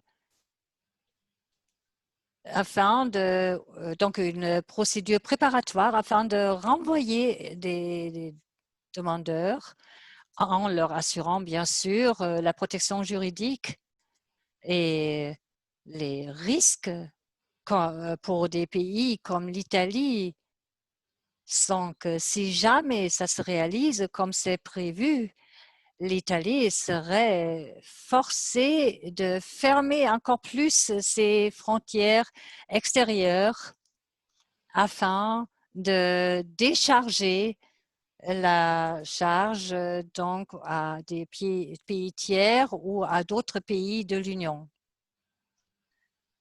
Mais ça, ce sont en fait les attentes qui sont un peu pessimistes en ce sens.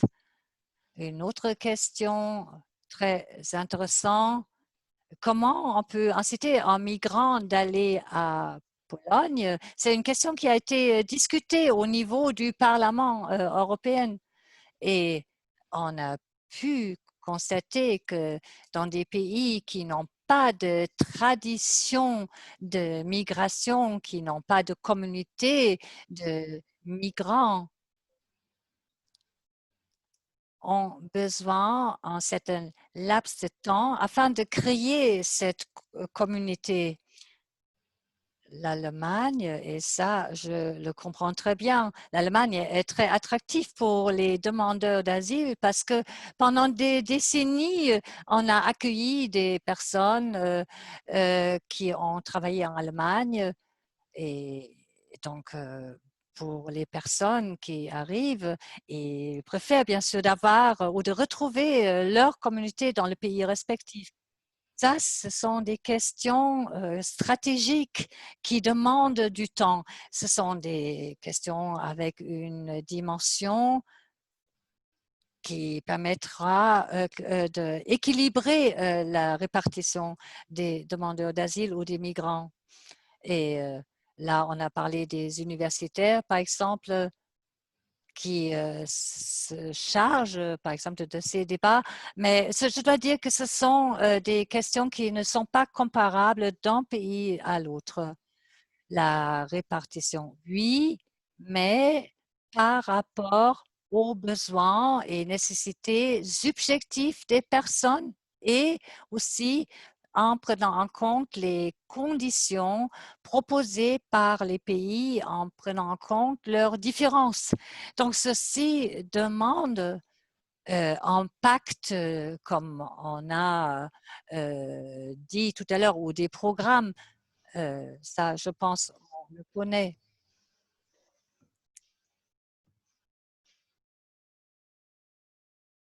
Ah, j'entends plus. Si on aborde de telles questions, donc on a besoin du temps. Et pour terminer, la matière d'asile ou de migration, ce sont des questions qu'on doit aborder à long terme et pas seulement au niveau européen d'ailleurs.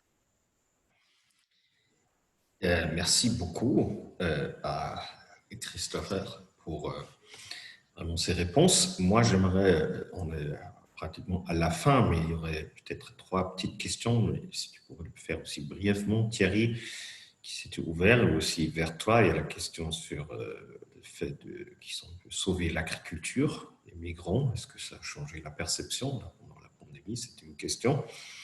Il y avait aussi la question de la santé. Qu'est-ce qui est prévu justement pour la question de la santé? Et peut-être une 3e question qui est selon lui, qu'est-ce qu'on pourrait faire pour donner plus de possibilités pour les villes, pour les communes, d'avancer et de justement accueillir aussi des réfugiés. Et comme j'avais dit, si ce serait possible, je suis désolé, mais car on est à la fin de le faire assez brièvement. Merci. D'accord, je vais essayer de te répondre le plus vite possible. Je prends une question préalable qui a été posée, qui s'adresse à moi comme juriste, qui est de dire aucun pays européen ne respecte le droit d'asile. Et la réponse qui a été donnée par l'un d'entre nous est tout à fait juste. Le droit d'asile est extrêmement riche, compliqué, et il est très gouverné par le droit. Et l'Union européenne a surtout produit du droit plus que des politiques. Et donc, il y a beaucoup de sanctions juridiques, des manquements au droit d'asile. C'est très fréquent. La France a connu ça il y a un mois quand le Conseil d'État a donné injonction au gouvernement de réouvrir les guichets de la demande d'asile qui avaient été fermés. C'était un manquement à un droit fondamental, c'est pour ça que ça a été manqué. Je dis ça et en même temps, je vois bien qu'aujourd'hui, la politique de l'asile, l'asile, ce n'est pas seulement un droit, c'est aussi une politique. On ne pensait pas ça à Tampere quand on a créé les bases du droit européen de l'asile. Sur la régularisation des personnes, des femmes en particulier, qui ont apporté leur concours à l'agriculture, moi je crois que c'est une assez bonne question. La régularisation, c'est devenu un mot tabou dans la politique française et je pense aussi dans d'autres pays. Je me souviens de l'époque, et je m'en étais occupé, où on avait régularisé d'un seul coup 150 000 travailleurs clandestins en France. C'était en 1981. À l'époque, on régularisait seulement les personnes qui avaient un emploi. Et c'est évidemment beaucoup plus facile d'envisager la régularisation de quelqu'un qui est déjà intégré dans une activité professionnelle. Et donc, c'est une revendication que nous soutenons la plupart du temps. Il y a pas mal de catégories en France d'étrangers qui devraient être régularisés parce qu'on les trimballe à cause de Dublin, à cause de l'incapacité où on est de définir le sort des personnes qui sont déboutées du droit d'asile. Il y a besoin d'avoir des mesures de régularisation. Et pour le moment, c'est un sujet qui est politiquement tabou. Donc, on n'en fait pas. Et on laisse des gens dans une situation indéterminée. C'est un vrai sujet. Et en tout cas, ça, c'est une bonne question.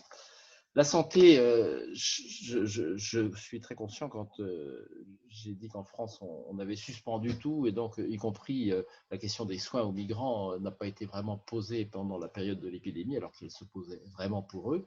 Et pour nous, les salariés de France d'asile qui s'occupaient de ces migrants éventuellement atteints par l'épidémie, c'était aussi un sujet. Donc la santé est évidemment au cœur des questions de la période. Mais j'ai remarqué quand même qu'on a, nous, demandé à plusieurs reprises que des mesures récentes qui avaient été prises pour réduire l'accès aux soins des demandeurs d'asile, en supprimant en particulier un délai de carence dans l'aide médicale gratuite, on n'a pas eu de réponse à cela. C'est un sujet qui est resté extrêmement fermé. Donc j'apprécie que des gens l'imposent encore. Sur les villes, un mot de ce que tu as dit, Jens. Nous pensons que les villes vont prendre des initiatives, il n'y a pas forcément besoin d'aller les chercher. Pas toutes, ça dépendra beaucoup du contexte politique local, de l'expérience antérieure, des difficultés où ils sont ou des succès qu'ils ont rencontrés. Mais je pense tout de même que les instances extérieures aux villes peuvent y faire quelque chose. L'Union européenne peut y faire quelque chose. Il y a déjà des programmes, mais ils sont d'application difficile, laborieuse. Je pense qu'on devrait avoir un intérêt pour tous les projets qui tentent à permettre à l'Union européenne d'aider directement les villes à développer des politiques d'accueil et d'intégration, en particulier dans le domaine de l'intégration. J'ai un dernier mot à dire sur l'expérience de chaque État membre qui peut profiter aux autres. Je crois que c'est toi, Jens, qui a dit, l'un d'entre nous l'a dit en tout cas, non, c'est Louise qui a dit ça. Elle a parlé de l'intérêt qu'on a en Allemagne pour s'intéresser aux perspectives d'avenir pour les migrants quand on doit les accueillir, même comme demandeurs d'asile. Regardez qu'est-ce qu'ils ont en eux comme perspective d'avenir dans le pays où ils veulent arriver. C'est une idée qui apparemment a cours en Allemagne pour savoir comment est-ce qu'on pourrait enrichir les critères de l'admission. C'est un vrai sujet si on pense qu'effectivement les frontières existent et que être demandeur d'asile, ce n'est pas automatiquement devenir réfugié. En France, il y a une expérience qui est actuellement sur la table de la négociation européenne ou qui va y venir, c'est l'expérience de l'asile à la frontière. Je ne sais pas si vous voyez ce que j'appelle l'asile à la frontière. C'est quelque chose qui existe en France depuis une vingtaine d'années déjà dans les ports et les aéroports, où on a créé la fiction qu'une personne qui arrive sur le territoire français n'y est pas encore et donc n'a pas un droit automatique à ce que sa demande d'asile soit prise en compte par les autorités françaises dans la filière normale d'examen des demandes d'asile. En revanche, l'OFPRA est là et regarde si la demande est manifestement fondée ou infondée. Et si elle est manifestement infondée, les personnes ne sont pas admises et seront réputées n'être pas entrées en France. C'est un des sujets qui figure dans le projet de pacte élaboré par la Commission et peut-être déjà en liaison avec la présidence allemande. C'est une expérience très française. Je ne sais pas ce qu'il faut en penser, si c'est exportable, si ça a de l'intérêt. C'est certainement né dans les projets en cours du fait qu'on n'a pas trouvé de plateforme de débarquement qui intéresse les pays voisins de la France. C'était l'idée européenne d'abord. On va trouver en Tunisie et dans tous les pays du tour de la Méditerranée des lieux pour faire des plateformes de débarquement où on fera l'instruction des demandes d'asile pour l'Europe. Comme ça, les gens ne seront pas sur notre territoire, on ne sera pas obligé de les prendre si jamais ils sont déboutés. Là, l'asile à la frontière, c'est autre chose. C'est un système qui permet d'entretenir la fiction qu'on n'est encore pas devant l'obligation d'instruire complètement la demande d'asile. Mais il y a quand même l'administration de l'asile qui est présente. Ça, c'est dans les discussions qu'on va avoir devant nous. J'aurais bien aimé qu'on en parle davantage. Voilà. J'ai terminé. Je pense n'avoir pas pris trop de temps. Merci.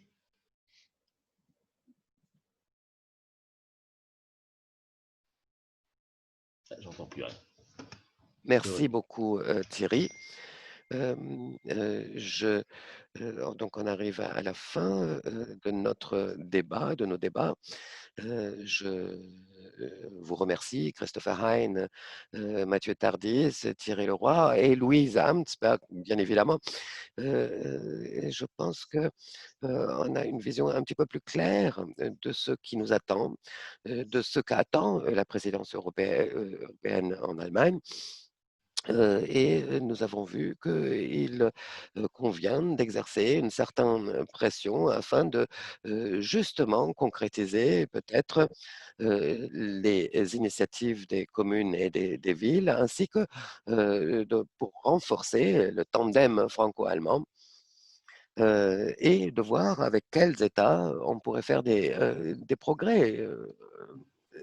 Je pense là notamment à l'Italie, à la Grèce et à l'Espagne. Donc, merci infiniment aux interprètes de ce soir. Pardonnez-moi d'avoir parlé un petit peu trop rapidement et ce soir. Je vais me discipliner et moi, je voudrais vous remercier de tout cœur à tous ici dans la ronde, ceux qui ont contribué activement et ceux qui ont posé des questions. Et merci infiniment également à mes collègues de la Fondation Heinrich Böll qui ont contribué activement à l'organisation de ces beaux débats. Et donc, il me reste, il me reste de vous souhaiter une belle soirée. Et je suis curieux de comment la situation va évoluer dans les mois à venir. Merci beaucoup. Au revoir. Ciao.